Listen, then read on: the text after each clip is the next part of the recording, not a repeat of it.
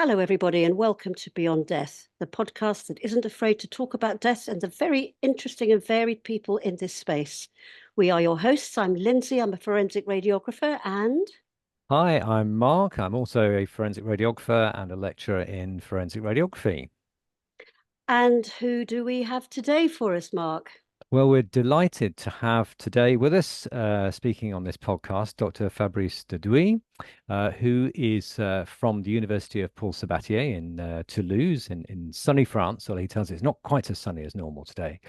And Fabrice has a huge amount of experience. He's both a radiologist and a pathologist, and he's currently director of the University Degree of Forensic Imaging at the University of Paul Sabatier. He's a national coordinator of the Forensic Imaging Program. He's also been president of the International Society of Forensic Radiology and Imaging and hosted the conference last year in Toulouse. I could read Fabrice's CV, but we'd be here quite some time. So I think the best thing to do is to welcome Fabrice. Hello, Fabrice. How are you? Hello, hello. Thank you very well. Thank you for the invitation. Delighted to have you on here on the podcast today. And I'd like to basically just start really by giving you an opportunity to tell us a little bit about yourself and how and why you got into the field of forensic pathology and radiology. So initially, I'm from Caen, so it's in Normandy, and then I moved to Toulouse for my internship in 2000. And in my professional life, it's always a question of meeting. So and relationship, human relationship, and so I was studying radiology, so classical radiology, and my boss from the radiology department was also a friend of the head of the forensic pathology department. So it was in 2003, and they discussed together about one article which was published in the Journal of Forensic Sciences, and it was from the Swiss Bern team, and the title, and I think that everybody knows this paper. It's Virtopsy, a new imaging horizon in forensic pathology, virtual autopsy by PMCT and PMRI, a feasibility study. And it was really, I think this paper is really a game changer because you have quite everything in this paper. And so the two both heads, in fact, so one from the radiology department and one from the forensic pathology department, they were very impressed by the work done by Richard Dinofer and Michael Talley. And they discuss about the possibility to do that in Toulouse. And so they proposed me to do it. So it was very, very simple. So I was intern in radiology, and so I make my forensic pathology studies, and it began like this. I mean, it's always a meeting, a proposal, so you have the choice, you can accept or not. Yeah. So in my case, I accepted, and it was the beginning, in fact. Excellent. And how did that work out sort of practically? Because presumably at that time there wasn't that facility to do post-mortem CT in that region. Yeah. Was it easy to get the resources and for example, you know, the medical examiners and everyone on board, or was that a difficult conversation? No, it's always a question of humanity and discussions. You know, you have to meet the different teams, so the forensic pathologist and the radiologist, and to explain them what is the goal. Why will we study cadavers? What is the interest of doing a PMCT on cadavers? And with discussion, because everybody can see the scientific interest to do that, as radiologist or as a forensic pathologist. So it's not so difficult. So first, you have to meet the teams, the different teams. And then after that, I mean, when both heads of the departments are okay about this project and this activity, it's more easy. So I was very lucky about that, about this situation. So it was quite comfortable to do that and to begin this activity. But the biggest problem, in fact, was that at this time, there was quite no paper, you know, Yes. about this activity, about forensic imaging. So the first difficulty, it was to know what is normal, what is the normal post-mortem aspect on a PMCT. And so you make your own education, I mean, and you passed also some pathological cases, some normal cases, some altered cadavers, and some fresh cadavers, and you can see the difference. And I mean, what is very interesting with this activity is that we have no radio protection rules. So concerning the parameters, technical parameters of the CT, it's perfect. I mean, the quality of the images of the reconstruction it's really fantastic. And also my clinical colleagues, radiologists, they were also very impressed concerning the final results in terms of quality, because most clinical radiologists, they imagine that I don't know really what they imagine, but that they have no idea, in fact, about the post-mortem aspect concerning cadavers on PMCT. Yeah. And so they were quite surprised and impressed, really, about the images, and it was quite comfortable. So so it was in 2003 and 2004. So it was really the beginning, and in Toulouse we were one of the first hospital to do that.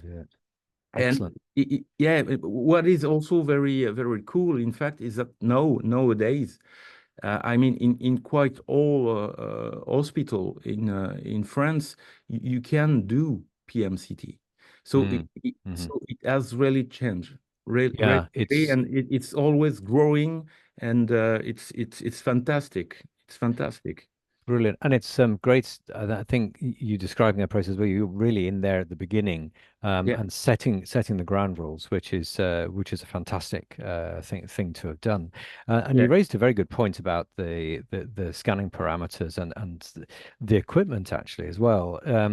In that, you know, if you go out to buy a CT scanner these days, of course, they're all, you know, they're designed around keeping dose to a minimum, keeping scan times to a minimum, and all of the things that actually in forensic imaging you turn completely on its head, don't you? You're not worried about dose, as you say, not worried about time, and that's interesting. We might explore that a little bit later.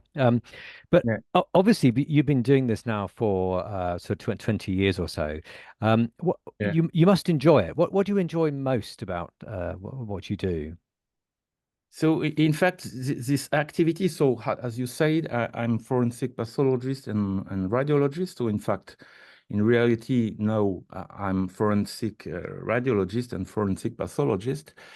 It's never boring, you know. This activity, you have always surprises. It's so you can have surprises during your activity about the different cases, about the different context of the cases. Each case is different, in fact, and you can begin also, so you meet new people, new students, and you can have also some nice opportunities in research or for international collaboration. I mean, we had the possibility to scan the sarcophagus from Notre-Dame de Paris.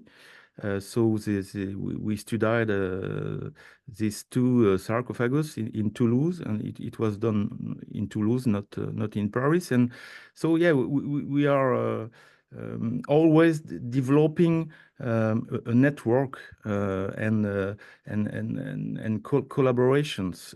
I think it's the most important. And so because it seems to be easy, in fact, when you have a phone call and somebody tells you that the sarcophagus from Notre-Dame de Paris will come, but you have to arrange to organize everything. I mean, so to perform the anthropological studies and also to make the imaging studies also of the remains. So it can be sometimes a lot of stress, but at the end, it's always incredible.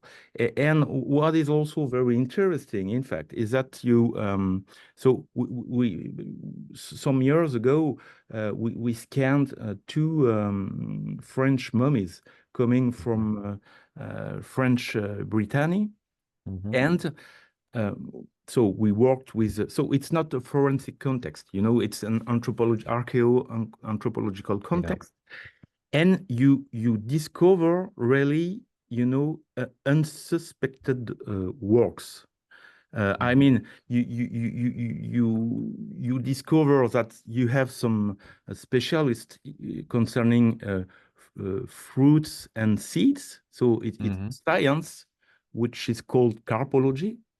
You discover that you work also with specialists in pollen, so it's palynology, so you are always learning, and it's really a good mood and a good move, to be in this context and this movement. I think it's really nice. And what is also very interesting is that we have also the possibility to meet some entrepreneurs, some businessmen and businesswomen, and always with project dealing with post-mortem imaging, because the center, I mean, the light, for me, it's always forensic imaging. So everything is around this topic, and it's really fantastic.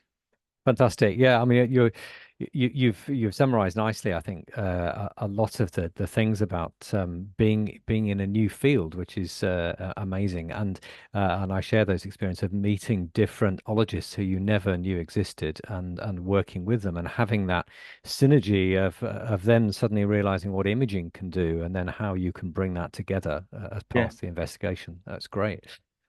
There must be things that you don't like about your work. What's the biggest thing? What's the one thing you could change if you could do? So what I dislike, in fact, it could be inertia, so it's a message for my administration, for example, or when you have some students who are unmotivated, and I think when you perform forensic imaging, or when you perform science, I mean, you have to keep the faith and keep the motivation. It's so important. So you must always have new ideas. You must always have projects, and so when I meet people who are completely unmotivated, you know, and quite dead, in fact, Yes. inside, it's for me it's terrible, you know. it's Yeah. it's terrible, and what because you know, forensic science in general, it's not so well known, you know, by your hospital or your university or your administration. And in fact, most of time, for example, politics, the discover what is forensic science when a big problem happens. Yeah. Yeah. And so you have to be here. I mean, Yes. Yeah. it can be a terrorist attack or whatever. And so at this moment, forensic is on the scene. I mean, and they remember, everybody remember what is forensic science, you know, because most of time I think we are discreet. Yeah, it's very much forgotten, as you Shadow, say, you know? until Yeah. something big happens, and then suddenly, oh, you know, we wish we'd spoken to you before. You know. Yes, Yeah. yeah. True. Exactly. Yeah. True. Excellent. True. Lindsay, did you want to come in at that point? Yes, I do. Fabrice, that's so interesting. And I just want to ask you about the emotional side of your work, because you've seen so much, from the nice sarcophagus to the horrific terrorist events. How do you cope with that emotional side of the work, like dealing with families, having privileged information, and how do you switch off from that? Tell us about your coping mechanisms. Yeah, so the emotional side, I mean, it's a very important point, which is completely, I think, underestimated, really, for forensic pathologists, but also every profession dealing with death and cadavers. I think it's under evaluated, and it's a very important point. In fact, um, I have no real particular process against it. Discussions, a lot of discussions with colleagues. I think it's a good. So it means one thing: you must be in a team. If you are alone, you are dead. So you have to be in a team and discuss with your colleague to discharge the emotional side. I think it's very important, and that's what I explained to all the students who are coming for the first time in the autopsy room. I mean, you know, you can't lie with death and with cadaver. So if you are okay and peaceful in your mind, in your head, I think everything will be okay. And an important point is it's time. In fact, time. I mean, so what I say to the students. So if you go back to your home and you have always the autopsy room and the autopsy process images in the head, and maybe you will do some nightmares and sleep very bad. So in my opinion, it's a sign. It means that maybe you have to stop. Mm-hmm. Because it's difficult. I mean, I was going to say, I it's think it's not, really important what you're saying about sharing yeah. experiences, and we also build in training. We look at the emotional side of things in our training that we deliver, and always add the emotional side of things and explore it, why we do the jobs that we do. I Yeah. wondered whether you could describe a work situation that has always stayed with you and why it stayed with you. Yeah. So in a professional life, sometimes some disaster happened. And it was the case for me. So unfortunately, we had a terrorist attack in the 2012 in Toulouse.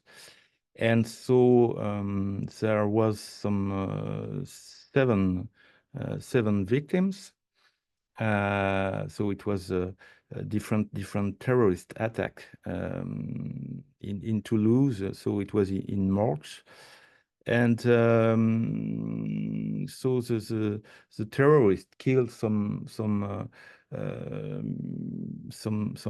soldiers, and also he performed a terrorist attack in a Jewish high school. And so he killed a rabbi, and he killed also 3 young children who were 4, 5, and 7 years old. So it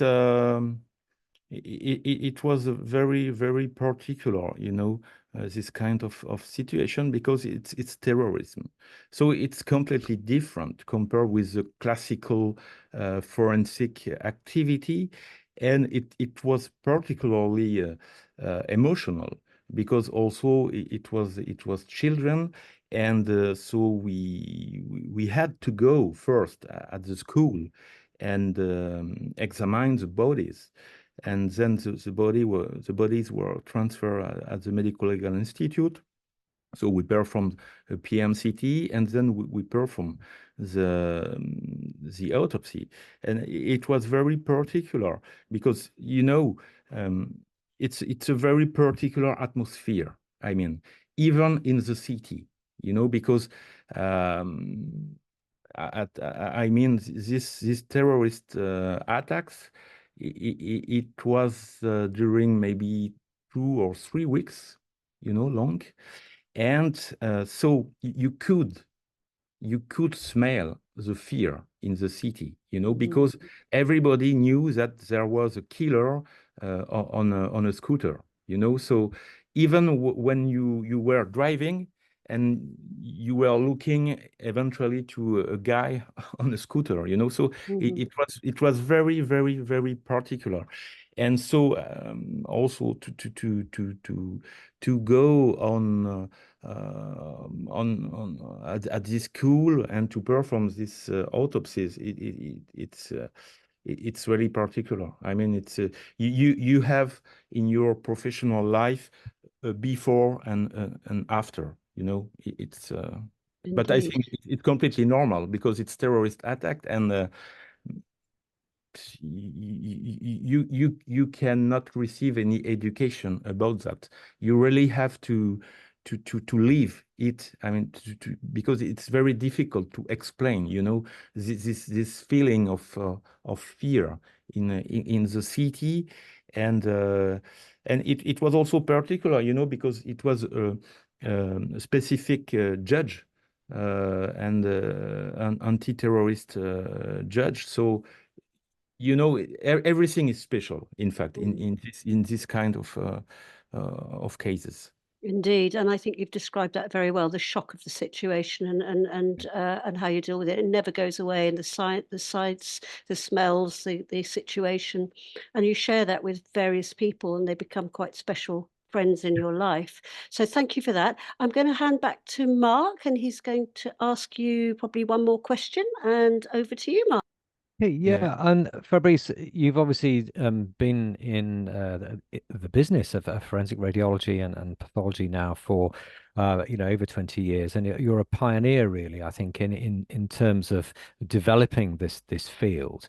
I just wondered what advice you would give to someone now, starting off into what is now become an established field, and what advice you would give them in terms of pursuing their career Yeah. in forensic radiology and pathology. So I have two sentences. So the first one, so it's not mine. I mean, so the first sentence, it's from Jim Rohn. It's you are the average of the 5 people you spend the most time with. And so I think you really have to think about it.